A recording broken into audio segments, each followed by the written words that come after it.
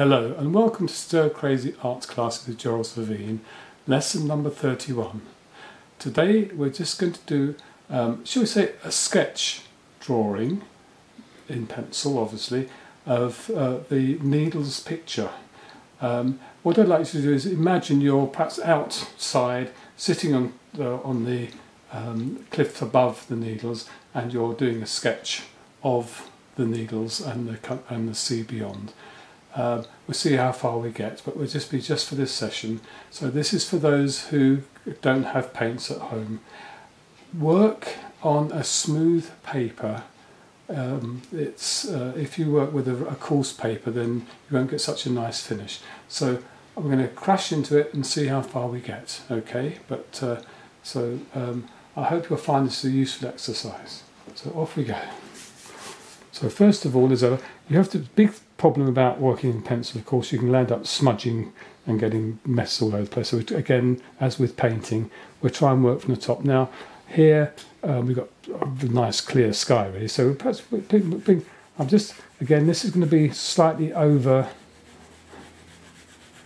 You probably see this as being very light.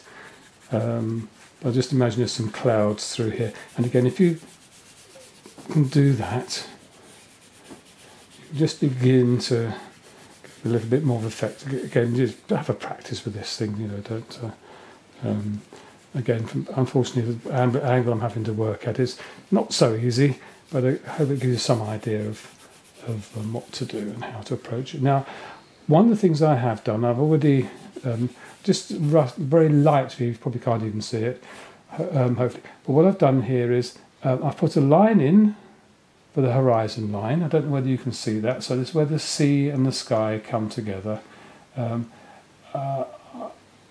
It's less than a third of the way down the page. Or sorry, there's a bigger gap from where the sky is down. It's not the magic third that they always go on about. But then here, where the land changes and comes around, if you remember, we're looking at in the distance of places like Poole and Bournemouth and Swanage. So again, whoops, because I'm having to do a bit cack-handed, it's not gone very smoothly. But here we have the Swanage area here, and then we have the area here with Ballards down through to Corfe Castle, and at the end here, we're just cheating a little bit. We've got the Old Harry Rocks. Now again here, I'm just going to put in a bit of colouring like this. Again, it probably looks a bit faint to you, which is fine, but again, the land's going that way, and then we're keeping it fairly light. Gradually, as it comes a bit nearer, we can be a little bit darker, but then again, the land here fades off around beyond Poole Harbour. So again, you need to think about these things. In the painting, we actually landed up showing the cliffs and things by the Old Harry Rocks, and again here come around by Sandbanks and Poole and through to Bournemouth. It might seem a bit crude here, but again, just so you can get the colouring on quickly. Now I'm going to have to just turn the page this way a little bit, so I'll get a better line coming through there. There we go. And you can sort of make some darker lines. Imagine these are sort of buildings and things that you get along as you come through to Bournemouth.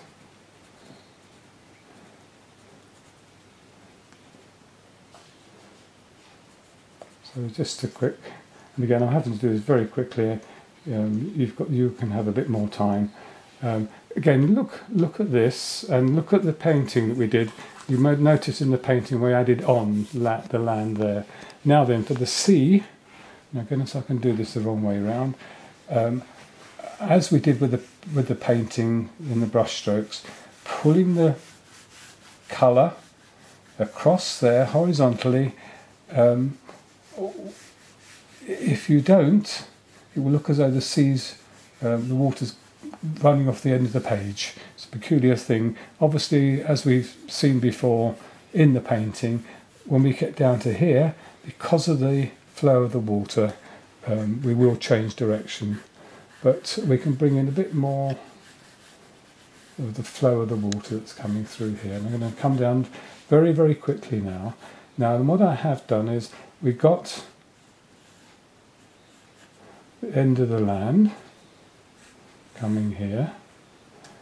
And again, this is going to be very quick, I'm afraid. It's not as well planned as I would like it to be, but at least it might give you somewhere to work from. So if you look at the painting side of things, you might understand it a bit more. Here again, you've got the land slipping down here. You've got a bit of shapes of the rocks showing up here. I'm going to work my way around quite quickly now and go back again in a moment. Right, so I think we're going to have the needles. Now here again I'm going to very distinctive rocks, aren't they? If you've ever seen them yourself originally. A shadow there. And again here. So we've got this coming like this. Got the thickness of the rock.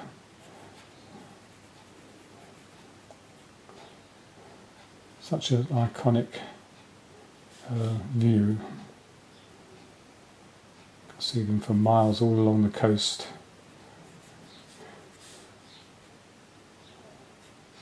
So again, I'm having to be quick here, but that's unfortunately.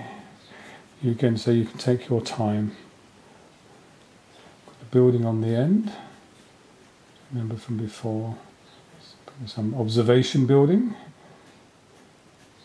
That's from the previous wars. Again here, bit of character, bit of shadow through there. Can you see a bit of the dimension to the building? And again, there's also a bit of building here as well. The way the land goes.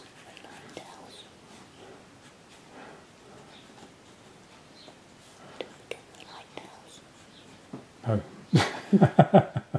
Sorry, I don't know whether you heard that. Reminded there's actually a lighthouse at the end of the needles. Again here, a bit more colour. Get a bit of shadow into that. So unfortunately, in some respects, doing the drawing seems to, in some ways, seems to take longer than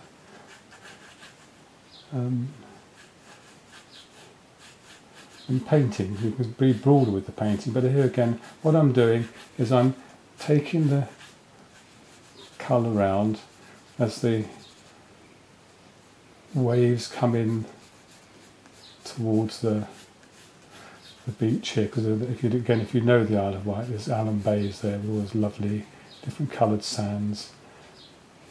Now here again, got shadow in here, so again it helps the land to stand out a little bit more against the sea. Go quite dark into there. Again, always, as with painting, try and take your pencil strokes the way the land or whatever it is you're doing is going. It will help describe the things more readily. Now again here I'm just going to really plonk in some of this. Now what I'm going to do is I'm going to come over to here now, and we've got the grass in the foreground. I'll try and keep the picture this way around. So we've got, again, as we've done the grass before, if you remember, we did the fisherman's hut, where we were had grasses and things. So here, again, we can work our way along. Sometimes heavier, get a bit more character to it, helps the foreground to stand out more. And again, you can see I'm using the side of the pencil to give, so we can work quickly. So I'm going to build this up, a bit up here, a bit down here. A bit lighter here, and then coming down a bit darker. So we're going to gradually work our way across, or you can work your way across the page gradually. Now I'm going to miss this bit out here. I'm just going to come across to here. Again, so it's just so that we can get things moving.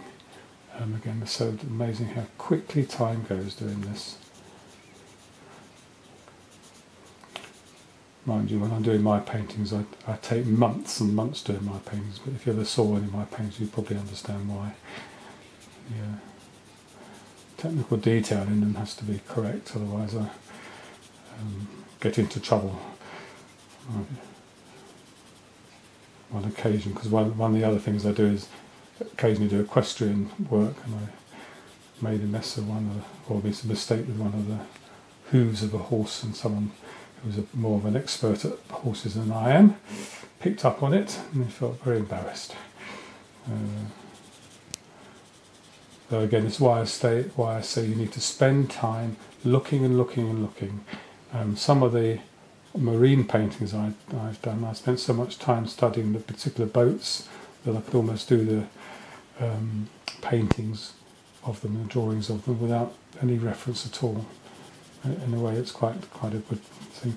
Now, I just hopefully just begin to see how the sort of coarse grass lands up here. Again, please refer, if you go back to, I think it's lesson 6, 7 or 8, showing you how we're working with the pencils. Now we're going to be running out of time now. We've only got 3 minutes, so there we go. So what I'm going to try and do here, where we have the grass, I'm going to run this across here like this, and then I don't know if you notice on the original painting that the land, because it's going this way, I've pulled a sort of path through here. I say, unfortunately, this is rather crude because we've got very little time. I'm going to just smooth that off a bit, so it just makes a difference between the sea, and we can make that stronger line there. And we're going to run out of time, but there we go. And then down here, we can then bring the sea here through the... And it looks as though we should be running out of time very, very soon now. 2 minutes. But hopefully this gives you some idea of how to approach. You can strengthen these things up as you build the picture up. And of course we've got I'm afraid you'll have to imagine the boat yourself. And again here, and again this is just done very, very crudely, I'm afraid, but you can, again, looking at the original there, you can gradually see how the flow of the water is, and you can try and emulate that with your pencil work. Again, we've got the landslips going here, got bits of grass here, again where the landslip is, as we said before. So how much the Isle of Wight is disappearing into the sea these days. So I'm very familiar with it from a young lad. I know where areas that we've had holidays no longer exist. But anyway, just I hope that just gives you a bit of a guide. Minute and a half. Right.